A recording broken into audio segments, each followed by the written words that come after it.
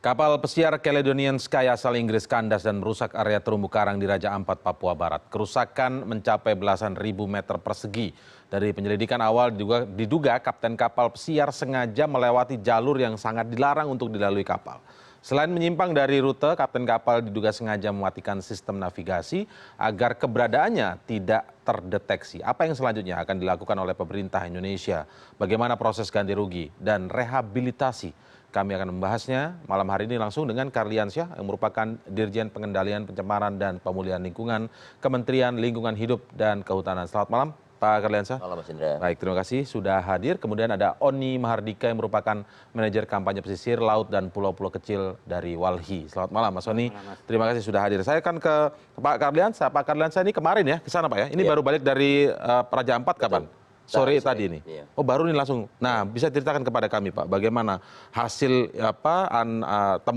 temuan yang Anda temukan di Raja Ampat secara langsung Anda ke sana itu? Ya, jadi setelah kejadian itu kan kita terima laporan ya dari teman-teman Universitas Papua. Ya.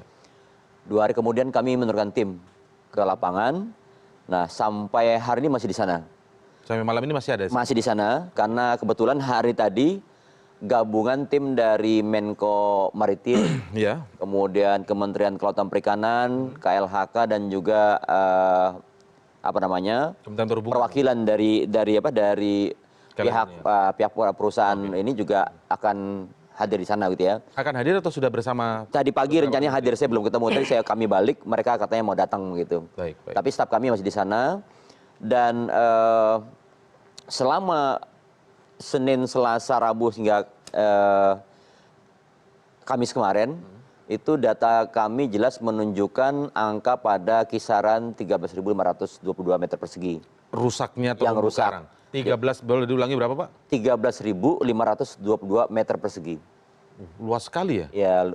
Mengapa bisa berbeda dengan temuan pertama yang kami baca di sini hanya 1.600 meter persegi kerusakannya? Mungkin ya, saya punya asumsi kemungkinan ya karena masalah masalah arus, kemudian gelombang, karena kami kemarin juga di sana dari pagi sampai sore itu namanya arus kencang sekali. Jadi bisa jadi teman-teman yang dulu dari Universitas Papua itu kan misalnya keterbatasan hanya bisa mengcover gitu ya. Nah, sementara tadi kami mulai hari Senin sampai hari Kamis berapa kali mereka juga dengan teman-teman Conservation International, kemudian dari TNC juga, itu menemukan angka tadi 13.522 itu. Itu memang kerusakannya sudah fix gitu atau kemungkinan masih bisa ternyata bertambah luas lagi? Karena ada kendala arus tadi Anda bilang. Ya makin detail, makin banyak orang mungkin bisa mendapatkan yang lebih luas lagi gitu ya. Bisa jadi karena tadi kalau yang kemarin kami dari media juga kemarin hadir gitu ya, beberapa media, ada 7 media hadir ke sana melihat kita ditunjukkan mulai awal sampai batas akhir itu ya. Kira-kira apa yang disampaikan angkanya mirip lah begitu ya. Jadi masih bisa bertambah luas lagi? Ada kemungkinan. Ada kemungkinan begitu. Pak, tadi kan Anda menunjukkan keluasannya, tapi dari pantauan Anda sendiri langsung itu dan laporan mungkin ada tim penyelam begitu di sana ya? Gambaran kerusakannya seperti apa sih Pak? Kalau gambaran kerusakannya ya bisa dilihat seperti ini ya. Jadi ini beberapa contoh. Beberapa contoh ini kan yang patah nih. Boleh ditunjukkan ke layar. Ini patah ya. Untuk bisa fokus ya. Ini patah misalnya begitu. Ini terumbu karang yang patah. Ya, terumbu karang yang patah ya. Tunjukkan satu persatu Pak. Yang ini ya, ini ya yang patah. Nah kemudian ini yang berantakan. Sebelumnya tidak begini ya? Iya begini kan. Jadi ini juga sama. Nah. Baik Pak, peranan di kamera ini ya, di 3 nih. Ya. Oke. Itu kemudian untuk memastikan itu diukur ya, di lapangan diukur. Oh yang sehingga keluar angka 13. Keluar dari angka itu ada 13, sekian meter dikalikan 22,8 meter. Lalu ada lagi hamparan sekitar 50 meter yang bekas gesekan itu ya. Nah ini misalnya ini bekas gesekannya di mana Pak? Bisa tunjukkan? Kalau yang ini yang patah nih ada di sini. Bentar. Nah, ini yang merah, warna merah ini yang bekas cat dari kapal. Oh cat kapal ini? Iya, cat itu kapal nempel di situ gitu, kelihatan kan? Nah, ini jaraknya dari daratan berapa jauh sih Pak sebenarnya Pak? Dari daratan tidak terlalu jauh ya, jadi mungkin setengah mil ya. Kok bisa ada di situ kapalnya Pak ceritanya? Nah itu yang kita bingung. Jadi secara logika memang aneh begitu. Nah ini misalnya ini Anda bisa lihat sendiri kan yang kuning bekas patahan nih. Ya. Ini kan patahan. Ini patah ini dia ya. Ya, Karena terbelah dua gitu ya. Nah jadi artinya kita nih juga sama keren sekali yang kuning belahannya. Ini harusnya tinggi begini Pak ya. Iya, ini kan jadi saat ini kan Karangnya, peta belah gitu ya. Nah, jadi artinya inilah yang bukti-bukti apa namanya kita dapat di lapangan dan kita ukur tadi luasannya 13.522 meter persegi. Nah, ini yang Jarak dari tempatnya ini ke daratan sendiri berapa tadi jaraknya? Kurang lebih setengah mil. sekitar setengah mil lah ya itunya. Itu Ya. tidak pada tempatnya kapal sebesar kapal Iya, pesiar karena ini. kedalamannya kami kemarin ke dalam itu sekitar 8 meter di situ. Oh, hanya 8 meter ya? 8 meter di situ ya. Idealnya berapa jauh kapal seperti Caledonian Sky? Kalau kapal kita pesiar kemarin itu? kebetulan Pak Sah Bandar ikut rombongan kami kemarin, itu belum mengatakan kalau lihat izinnya diberikan itu pada kedalaman 28 meter.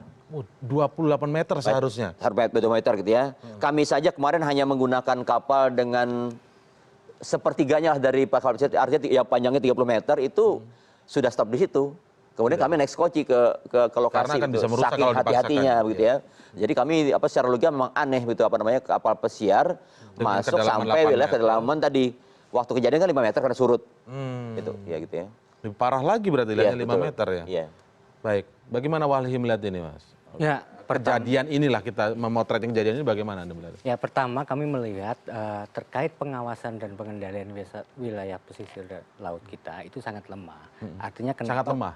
Artinya kenapa ini bisa kecolongan kapal pesiar itu bisa masuk ke kawasan perairan Laut Dangkal. Kita Iya. tahu bahwa terumbu karang itu selalu pada di posisi wilayah Laut Dangkal. Iya. Nah itu yang kami Maksudnya kok nggak ada penjagaan di sana begitu? ya, artinya kan itu. Yang kedua, sistem peta pelayarannya dan sistem lalu lintas laut di Indonesia, kami melihat itu juga belum clear di Indonesia ini. Bagaimana seharusnya Apa yang belum clear tadi? soal peta pelayaran dan peta alur lalu lintas. Seharusnya kapal-kapal besar itu tidak boleh memasuki kawasan-kawasan konservasi karena kita tahu bagaimana kawasan-kawasan konservasi itu dilindungi dan kawasan laut perairan dangkal. Sebelumnya tidak ada peraturan tentang itu? Nah, Anda melihatnya? Ya ada, cuma nggak tahu kenapa ini kapal pesiar ini bisa masuk ke wilayah perairan dangkal ini dan di terumbu karang Raja Ampat ini. Jadi antara itu lolos dari pengawasan ataukah peraturannya yang belum clear begitu menurut Anda? Kalau dugaan kami ini lolos dari pengawasan. Lolos dari pengawasannya. Idealnya bagaimana sih peraturan yang ada itu yang sudah disebutkan untuk melarang masuk ke kawasan konservasi misalnya di wilayah-wilayah mana saja? Apakah itu sudah tersosialisasi dengan baik tidak dengan Pertama yang harus dicek adalah perencanaan rencana zonasi wilayah pesisir dan pulau-pulau kecil. Apakah pemerintah daerah itu sudah menyusun peraturan zonasi itu? Karena itu mandat undang-undang. peraturan zonasi ya? Iya, karena itu mandat Undang-Undang 27 tahun 2007 di Undang-Undang Pesisir dan Pulau-Pulau Kecil. Kalau itu belum ada, artinya ini akan semakin tidak tertibnya kapal-kapal besar. Kapal-kapal besar terkait berlayar di wilayah pesisir atau di wilayah laut kita. Karena problem pasar besar ini juga dialami oleh meninggalnya nelayan-nelayan tertabrak oleh kapal besar juga karena alur lalu lintasnya Oh ada peristiwa seperti itu banyak juga? sekali di perairan. Seperti apa gambaran catatan itu yang data yang karena dipunya kan Walhi? karena di dalam data Walhi ada beberapa lalu lintas jalur nelayan tradisional itu dilewati oleh kapal-kapal besar dan akhirnya banyak yang tertabrak oleh kapal besar. Dan ini sebenarnya hanya satu kasus saja di konteks pesisir dan laut kita. Yang paling banyak terjadi di mana? Ya kebanyakan di perairan-perairan di wilayah Sumatera dan di wilayah Kalimantan dan Itu yang tentang kematian nelayan itu ya? Lalu apa yang dilakukan Walhi saat itu? Nah, yang apa? Untuk kemudian menyebarkan data ini?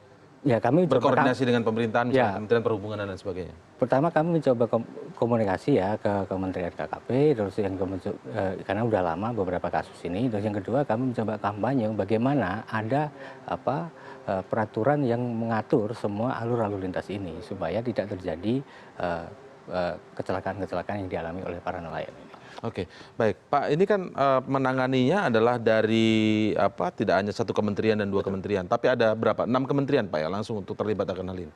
Ya yang mengkoordinir kan Kementerian Maritim. Ya, Menko Maritim, Kemenko Maritim. Ya. Ya, Di bawah itu kan ada Kementerian Kelautan Perikanan, tentunya Kementerian Hidup dan Kehutanan, kemudian ada LIPI, ada Kementerian Pariwisata di situ, kemudian apa namanya, Kementerian Dalam Negeri, Kementerian Daerah. Nah jadi ya ada 6-7 ya di situ ke lembaga begitu. Nah tadi terkait dengan apa yang disampaikan oleh Mas Sony, wilayah itu adalah wilayah kawasan konservasi perairan laut nasional, gitu ya. Jadi artinya minimal ada 3 zonasi begitu. Ada zona pemanfaatan, kemudian ada zona penyangga, yang paling itu adalah zona inti. Nah kemarin ada itu 3 zonasi Pak ya? ya menurut Syah Bandar yang apa namanya memberikan izin untuk pelayaran itu memang pada posisi zona pemanfaatan terbatas, gitu ya, terbatas begitu. Nah, Pit, sekali lagi bahwa dari kedalaman laut itu memang 28 meter yang diizinkan begitu. Artinya dan kalau kita lagi-lagi kembali ke pasal apa namanya ke kapal pesiar itu kan super canggih lah. Iya, benar. Kami kemarin dengan menggunakan kapal navigasi Kementerian Perhubungan saja tahu persis kita berada pada posisi mana, kedalamannya berapa, arus kemana arahnya, berapa kekuatannya, semua ada datanya begitu. Apalagi kapal pesiar begitu kan. Ya. Jadi ini yang apa namanya saya bilang luar biasa apa namanya parahnya begitu kalau sampai apa namanya sistem tidak jalan itu ya. Itu yang pertama. Kemudian yang kedua, kami bertanya kepada Syah Bandar kemarin, loh, kenapa harusnya kan ini bisa dipandu? Dia bilang betul Pak. Pandu pakai kapal pandu maksudnya? Tidak. Jadi mereka ada namanya ice system. Itu semacam radar yang bisa mendeteksi pergerakan semua kapal. Baik. Oleh karena itu kalau misalnya melenceng dari rute, dia akan bisa ingatkan. Oh bisa diingatkan Bisa diingatkan. Tetapi menurut Pak Syah Bandar kemarin, kejadian tanggal 4 ya. Tanggal 3 itu sore hilang itu apa namanya deteksi itu. Oh itu berarti ada dugaan mematikan navigasi itu? Itu Pak sebenarnya kemungkinan itu sehingga kata beliau kalau andai saja itu tetap jalan maka minimal pihak otoritas itu bisa memberikan guidance gitu ya panduan ke mana ke pihak kapal gitu ya. Jadi itu yang kemarin kita diskusi gitu ya. Nah kembali ke tadi wilayah Pak, tugas. Sebentar Pak, kira-kira motivasinya apa mematikan sistem navigasinya agar tidak terdeteksi katakanlah seperti itu. Tapi kalau mereka kemudian sampai harus karam itu kan merugikan mereka juga sebenarnya Pak. Nah, itu mungkin yang harus dikupas lebih luas ya dengan teman-teman Kementerian Perhubungan begitu. Kalau kami kan tugas tadi bahwa kami ingin bahan tuntutan nanti gitu, itu bisa kita pertanggungjawabkan valid, maka tim kami minta untuk secara detail di sana mencermati tadi jenis terumbu karang apa saja yang rusak, berapa masing-masing luasannya, totalnya berapa, sehingga kita bisa menentukan berapa tuntutan yang pas, karena bukan hanya soal pemulihan lingkungan terumbu karangnya. Tetapi di situ kan tadi disampaikan ini tempatnya diverse begitu. Jadi di situ ada 12 homestay. Nah, artinya potensial loss dari berbagai sampingannya itu harus juga diperhitungkan begitu. Kemarin Pak Bupati menyampaikan, Pak tolonglah ini tempat juga masyarakat kami bisa di sini menjadi pemandu wisata, terus artinya menjadi mata pencaharian mereka di sana ya. Jadi artinya kan ini banyak kepentingan yang harus kita jaga. Di samping tadi memang terumbu karangnya luar biasa begitu. Terumbu karangnya sendiri bagi sisi lingkungan hidup luar biasa. Luar biasa. Baik, kita akan bicara lebih lanjut. Sayang sekali kita memang tidak mendapatkan respon dari Kementerian Perhubungan ya untuk sebenarnya menanggapi tentang hal ini. Kami akan segera kembali mengulasnya. Tetaplah bersama kami.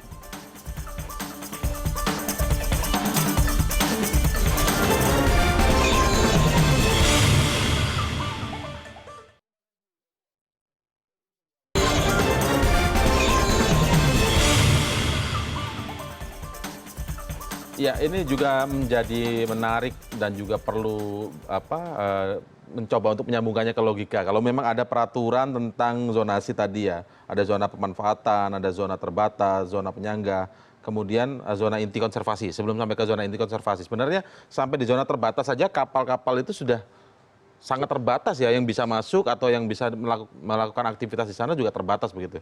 Tapi kok bisa masuk sampai ke zona ini, zona inti Pak yang rusak ini berarti Pak ya? Tidak. Itu tadi di zona pemanfaatan terbatas. Ya. Nah kalau seperti itu bagaimana pertanyaan kapal sebesar kapal pesiar MV Caledonian ini kemudian Caledonian ini bisa masuk ke sana. Tapi menjadi aneh juga begitu, Mas Soni.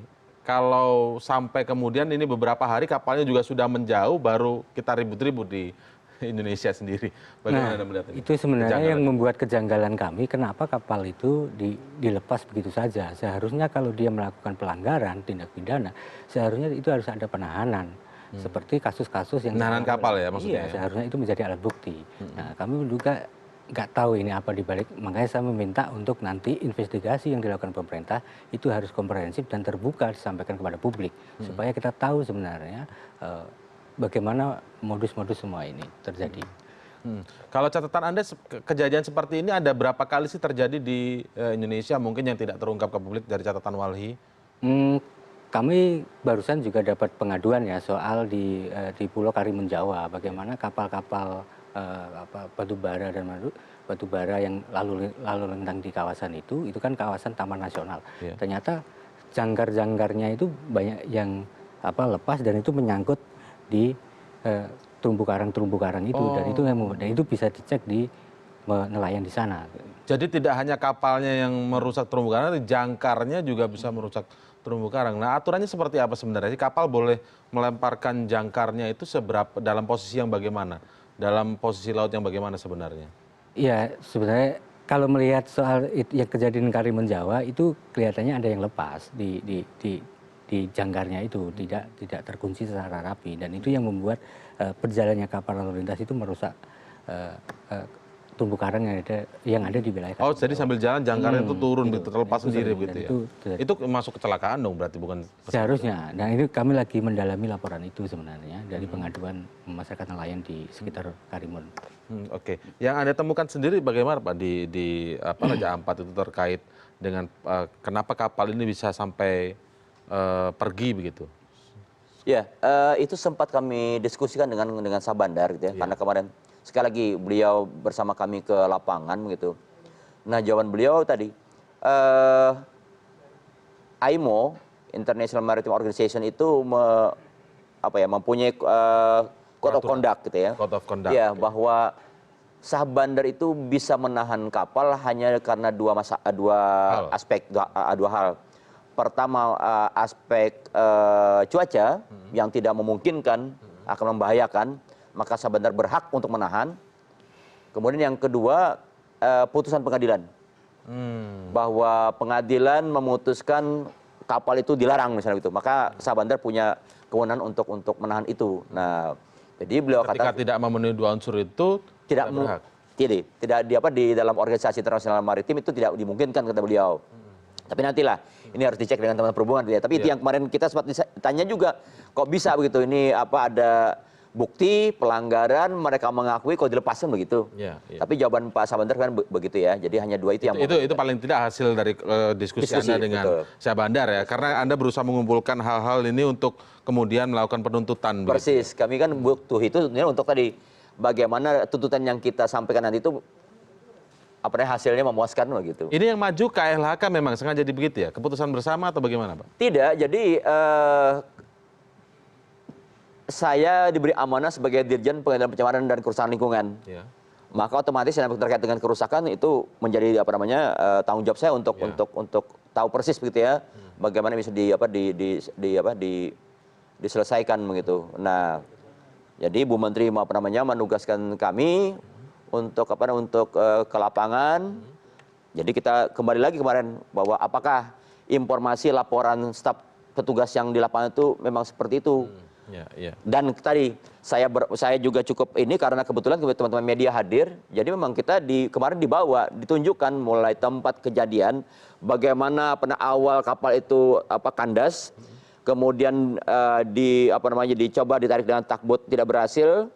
Kemudian nahoda memaksa untuk berusaha sekeras tenaga untuk bisa keluar dari situ gitu ya. Jadi itulah pergerakan kapal ini yang kemudian tadi membuat rusaknya karang itu begitu.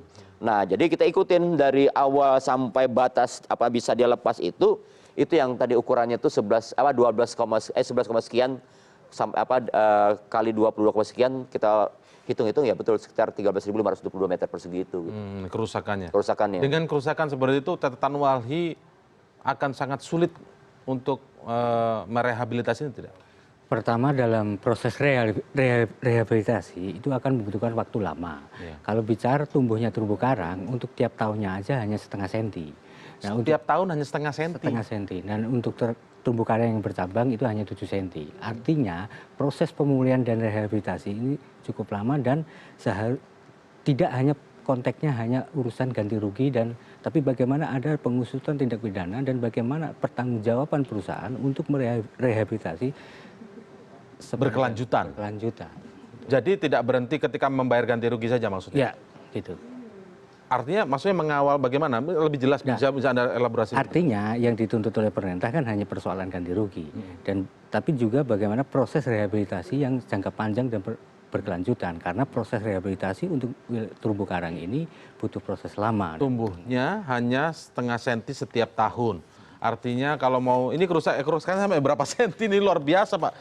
Berarti seumur hidup jangan-jangan Caledonian Sky itu untuk merehabilitasi ini. Bagaimana Pak? Ya tadi betul. Jadi itulah yang sekarang ini kami coba cermati. Jadi sekali lagi bukan hanya fisik itu rusak begitu, tapi potensial lossnya tadi. Bahwa kalau ini pulihnya itu kan lebih dari 10 tahun, mungkin 20-30 tahun begitu ya. Artinya selama itu pula tidak ada yang bisa dijual. Kan selama ini yang tadi diapers orang mau menyelam di situ karena itu yang dinikmati begitu. Sekarang yang dinikmati tidak ada lagi, nilai jual tidak ada. Artinya sekian tahun itulah ini tidak menghasilkan uang atau keuntungan pariwisata di Raja Ampat ya. Jadi itu yang harus kami hitung begitu kan, di samping tadi fisiknya terumbu karang sendiri, lalu tadi ada masyarakat yang selama ini di sana menjual jasanya, kemudian berdagang di sana. Perekonomian daerah berjalan. Persis gitu ya. itu. Ini yang sedang kami cermati begitu. Jadi kami berharap tadi karena keterpaduan semua instansi ada di sana, kita coba kami dari aspek kerusakannya, kemudian kami nilai berapa kerugiannya, tentu nanti ada juga dari yang lain kan, misalnya dari KKP bagaimana produksi ikannya, produksi perikanan lautnya begitu. Itu pasti ini semua kita kombinasikan sampai pada nanti tuntutan kita bersama, satu tuntutan untuk kepentingan bangsa begitu. Itu tuntutan kepada korporasinya. Lalu bagaimana dengan nakodanya sendiri yang diduga mematikan navigasi dan lain sebagainya. Kita ulas setelah jeda ya Pak ya. Kita tahan dulu. Kami akan segera kembali dengan topik ini setelah jeda berikut.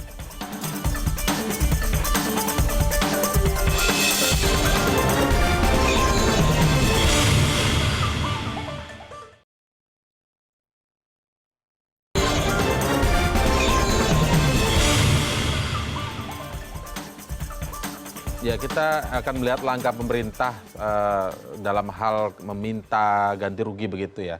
Ganti rugi akan seperti apa gambarannya Pak? Apakah ini hanya soal perdata? Artinya ganti rugi kan berarti soal perdata kepada korporasi dari pemilik Caledonian Sky ini, ataukah ada tindak pidana juga yang akan ditetapkan kepada atau yang dituntutkan kepada kapten kapal yang diduga ya sementara ini sengaja mematikan navigasi sehingga tidak bisa terdeteksi?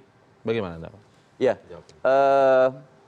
tentunya pemerintah akan menggunakan semua instrumen ya, penegakan hukum untuk bisa menuntaskan masalah ini begitu. Jadi kalau kita merujuk pada Undang-Undang Nomor 32 Tahun 2009 tentang perlindungan dan pengelolaan hidup, maka sebenarnya ada 3 pendekatan. Yang pertama tentu pidana, karena di pasal 98 itu jelas sekali bahwa kita bisa menuntut secara pidana begitu ya, perbuatan yang menyebabkan terjadinya kerusakan lingkungan, dalam hal ini kerusakan terumbu karang gitu. Itu bisa dilakukan. Artinya tadi kita bisa menjerat nakodanya, bisa menjerat korporasinya gitu ya, pemiliknya begitu ya. Kemudian juga kita bisa melalui pendekatan hukum perdata. Karena dari kronologis rapat gabungan yang kita ikuti, itu sebelum kapal diizinkan untuk berlayar kembali, ada berita acara kesepakatan bahwa mereka siap untuk mengganti itu semua. Oleh karena itu tadi dimungkinkan pendekatan penegak hukum secara perdata, bisa di pengadilan, bisa juga di luar pengadilan. Ini negosiasi gitu ya. Nah itu. Terus yang tidak juga kita maksudnya bisa juga melalui pendekatan administrasi. Artinya di sini tadi bisa surat izin berlayarnya dicabut atau kita menolak permohonan nanti kalau ada pelayaran ke perairan Indonesia dari kapal pesiar ini gitu. Jadi ketiga pendekatan hukum ini bisa kita lakukan, akan ya. dilakukan begitu ya. Dan kita juga tentu belajar dari pengalaman sebelum-sebelumnya, tidak hanya pada satu undang-undang, kita punya Undang-Undang Nomor 5 tahun untuk 90 tentang konservasi sumber daya alam dan ekosistemnya. Kemudian kita punya undang-undang tentang dikaitkan semua nanti persis pasalnya itu ya. Pulau-pulau kecil. Kira-kira bisa diterapkan tidak Pak kalau sampai seperti itu? Karena kalau kita lihat dinamika hari ini ya. Menko Maritim bertemu dengan Dubes Inggris terkait kapal Caledonian Sky ini. Disebutkan, ya begini saya kutip kata-katanya, saya undang Dubes Inggris tadi menyangkut masalah kapal Caledonian Sky. Tapi ini kan complicated. Ada terlibat pemegang paspor Inggris, bisa tinggal di Florida, kapalnya itu kapal Swedia, operatornya, terus kemudian benderanya Bahamas. Jadi memang pembelian tiketnya di Inggris. Maksudnya apa Pak? Artinya ini akan ada semacam diskusi, kompromi begitu dan sebagainya atau bagaimana? Ya tadi, kalau kembali kepada berita acara, itu kan mereka bersedia. Dan bahkan kemarin tanggal minggu yang lalu ya, itu Kementerian Koordinator Maritim melakukan pertemuan, termasuk dengan perusahaan kuasanya lah dari si kapal pesiar. Itu sudah ada pembicaraan. Dan bahkan tadi saya sampaikan mereka menawarkan, oke, kita bagaimana kalau bentuk tim bersama aja untuk ke lapangan melihat di mana berapa kerusakannya. Artinya apa? Format pendekatan hukum perdata bisa dilakukan di sini gitu ya. Nah, tapi tadi ini kapalnya kapal asing segala macam. Kita juga punya sistem lain kan ada namanya United Nation Convention of Law on Sea ya, UNCLOS gitu. Itu dimungkinkan selama anggotanya adalah anggota UNCLOS ini bisa dilakukan itu. Jadi artinya tadi code of conduct-nya itu memang memungkinkan kita untuk minta ganti rugi seperti itu. Memungkinkan Pak ya? Iya. Kenapa ini saya tanyakan? Karena kita ingin bahwa apa yang Anda sampaikan dengan banyak yang komprehensif tadi benar-benar bisa dirajukan begitu, tidak berakhir pada sebuah kompromi. Kalau pandangan Anda sendiri seperti apa Wali? Kira-kira kalau sudah terkait dengan hubungan dengan negara lain, katanya tadi sudah complicated menurut Menko Maritim. Ya artinya ini bisa tuntas tidak? Tetap penegakan hukum harus dilakukan ya sesuai dengan aturan hukum kita. Artinya kalau memang itu bisa didorong ke urusan pidana dan perdata lingkungan ya harus tetap didorong karena itu kewajiban yang namanya melanggar hukum ya tetap harus dilakukan, harus diusut dan dilakukan gitu. Yang kedua adalah bagaimana pemerintah itu tegas gitu terhadap perusahaan-perusahaan asing dan terhadap perusahaan-perusahaan besar yang melakukan pelanggaran-pelanggaran lingkungan yang ada di perairan kita. Ya, kalau misalnya kemudian dilihat dari hubungan negara misalnya, sulit tidak akan memasukkan kayak gitu. Akan tetap optimis tidak Anda melihatnya? Ya, tergantung keberanian dan kewibawaan bahwa pemerintah akan tetap memproses proses hukum ini secara benar dan serius gitu. Baik, salah satu tadi ya ada 3 langkah yang sudah diambil yakni evaluasi mengenai kerusakan saat ini sedang jalan begitu, kemudian penyelesaiannya secara legal dan bagaimana supaya ini tidak terulang lagi ke masa depan. Dari pandangan Walhi, usulan Walhi seperti apa kira-kira? Mencegah ini tidak terjadi di pertama adalah perencanaan zonasinya itu harus segera dibereskan. Yang kedua adalah pengawasan dan pengendalian ini harus ditingkatkan di perairan kita. Terus selanjutnya adalah bagaimana urusan-urusan proses hukum ini harus ditegakkan di perairan kita ini. Oke, Pak, bagaimana mencegah ini agar tidak terjadi lagi? Ya, seharusnya penting. Yang paling penting, Pak, yang paling penting di garis bawahi kira-kira. Ya. Aturan sudah ada, tapi ternyata masih bisa terjadi. Katakanlah itu memang sengaja dimatikan, navigasinya tidak terpantau. Harusnya ada backup, backup plan yang dipunyai oleh pemerintah kita sebenarnya untuk mencegah itu. Tidak hanya soal navigasi, tapi mungkin patroli misalnya di sekeliling wilayah konservasi. Ya, pertama tadi saya sepakat. Jadi pertama tentu zonasi menjadi penting ya. Artinya tata ruang pemanfaatan tata ruang laut itu harus seperti di darat juga lah. Kalau di darat ada RT RW, rencana tata ruang wilayah begitu ya. Nah harusnya di laut juga sama. Dan kebetulan alhamdulillah harus di KKP sekarang sudah ada dirjen penataan ruang laut gitu ya. Nah jadi harusnya ke depan ini bisa dilakukan begitu.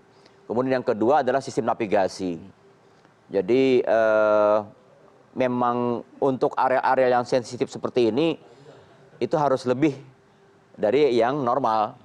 Jadi memang tadi harus dituntun bahwa kapal-kapal boleh misalnya masuk sampai area di sini kedalaman sekian harus sandar. Setelah itu tidak boleh. Misalnya itu harus jelas itu.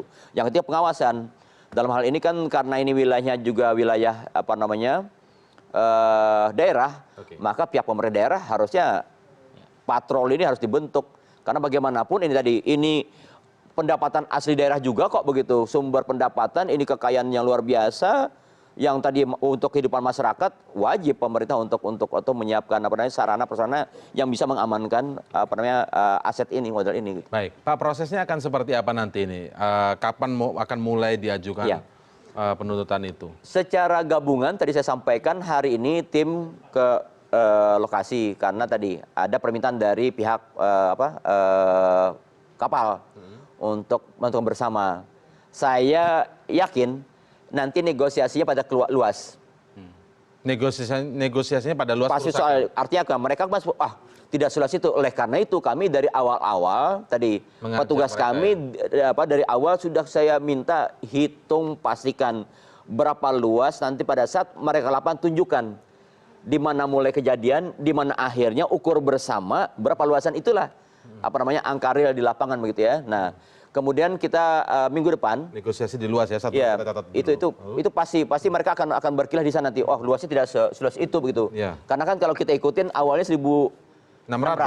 Iya. Itu kan. Kemudian tadi saya tunjukkan data-datanya, kita coba hitung 13.522. Nah, ini pasti ini menjadi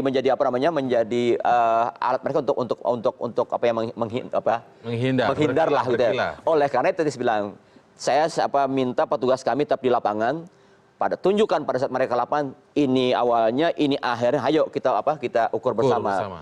Nah kemudian minggu depan hari Senin saya sudah minta juga teman-teman untuk mulai kita bahas dengan pakar terumbu karang, pakar valuasi ekonomi untuk menentukan berapa nilai harganya ini. Oke. Tuntutannya. Itu masih tentang terumbu karangnya. Baru terumbu karangnya ya, baru lingkungannya gitu ya. Belum tadi kami berharap juga teman dari KKP juga muncul dengan angka berapa produksi ikan di situ. Berapa Tadi tidak ada, kemarin tidak ada, tidak ikut. Belum, ini kan kita masih masing-masing gitu ya. Nah, ini kan tim baru-baru hari tadi yang bersama. Jadi kita berharap minggu depan itu sudah masing-masing keluar dengan angkanya. Jadi KKP keluar dengan angka produksi lautnya, kami dengan kerusakannya, kemudian nanti mungkin Pemda juga, Pak ini kan ada 12 homestay di sini, ada sekian masyarakat terlibat. Nah ini itu untuk yang wisatanya Pak ya. Kalau yang soal terumbu karangnya tadi, katakanlah kan ada soal negosiasi di luasan, lalu kemudian mulai melibatkan pakar-pakar terkait terumbu karang ini, gitu kan. Itu nanti evaluasi ekonominya akan dihitung di situ. Itu bersama pihak kapal juga diikutkan. Tidak, itu kan kita yang internal ya, karena internal ya itu. Tapi dengan mereka yang penting tadi berapa luasannya, mereka tahu persis melihat memang kejadian di lapangan demikian rusaknya itu kan tidak ada bantahan lagi harusnya gitu. KKP dan lain sebagainya. Ya. Nah, katakanlah begini, ketika tuntutannya sudah disampaikan dari KLHK sudah ada, dari KKP sudah ada, kemudian dari beberapa kementerian, misalnya soal wisata juga sudah masuk. Ini kan Anda akan membawa tumpukan tuntutan ini kan kepada pihak Caledonian Sky. Ini loh tuntutan Indonesia. Kalau misalnya mereka tidak memenuhi, akan dibawa kemana Pak? Kalau mereka kemudian tidak mau, enggak segitu, saya mau bayarnya sekian aja. Terus bagaimana tuh kayak gitu? Ya, tentu kita punya sistem lain kan sama mahkamah internasional juga ada gitu kan. Artinya kita maju sampai ke sana. Lagi-lagi ini kan harga diri bangsa begitu. Dan kita berani karena kita punya bukti. Jadi dari awal kami sudah sepakati bahwa kita harus punya bukti yang valid, terukur, siapapun yang datang mengukur hasilnya harus sama gitu. Jadi ini bukti kita dan ini satu-satunya rusak kenapa ya? Karena memang dia yang merusak begitu. Jadi artinya harusnya tidak ada bantahan lain gitu ya. Nah, cuman tadi harus juga hanya tidak itu tadi saya sampaikan teman-teman KKP ya harusnya juga bisa menunjukkan berapa tadi nilai potensial loss yang dari produksi perikanan laut yang hilang Gara-gara akibat rusaknya terumbu karang ini. Itu. Jadi kita sama-sama satu Menko Maritim yang mengkoordinasikan itu semua kan begitu. Jadi kalau misalnya pihak dari kapal ini kemudian berkilah dan tidak mau memenuhi tuntutan, itu ada mekanisme hukum yang lain? Ada. Apalagi saya sampaikan ada kan AIMO ada, kita punya punya rujukan tadi UNCLOS juga ada. Jadi artinya beberapa mekanisme lain ada pendekatan lain, tetapi kita tetap berusaha. Tadi kan Pak Menko sampaikan kita coba dengan cara baik-baik lah. Mereka berjanji mengganti, ini buktinya ganti dong gitu. Tapi kapalnya sendiri sekarang ada di mana, Pak? Terakhir di Filipina. Jadi kalau misalnya mereka, mungkin nggak mereka kabur kayak begitu akhirnya? Gimana? Anda melihat seperti apa? Ya, kemungkinan itu ada ya, tapi yang jelas itu saya berharap bahwa kalau ini memang pemerintah sungguh-sungguh menegakkan penegakan hukum, ya memang untuk menjaga harga diri bangsa kita. Bagaimana perusahaan-perusahaan negara asing ini kalau memang melakukan kesalahan dan pelanggaran tindak pidana lingkungan, ya harus segera ditindak sesuai aturan yang ada. Oke. Saya tambahkan niat baiknya sih sebenarnya terlihat ya. Pada saat kemarin saya sampaikan saya lupa minggu yang lalu, itu Kemenko Perekonomian, bukan minggu lalu, minggu ini tadi, awal-awal minggu mengadakan rapat, itu perwakilan mereka hadir kok. Dan mereka hadir. Tapi Anda melihat ada niat baik ya? Niat baik, mereka bilang siap, tetapi tadi mereka mengusulkan ada tim bersama untuk melihat ke lapangan itu. Oke, baik, kita lihat nanti perkembangan seperti apa, Pak. Kita mungkin sampai di sini dulu. Mungkin kita akan minta juga perkembangan informasi dari KLHK tentang kasus ini. Terima kasih Pak Kardiansyah, terima kasih Mas Soni telah bergabung bersama kami malam hari ini.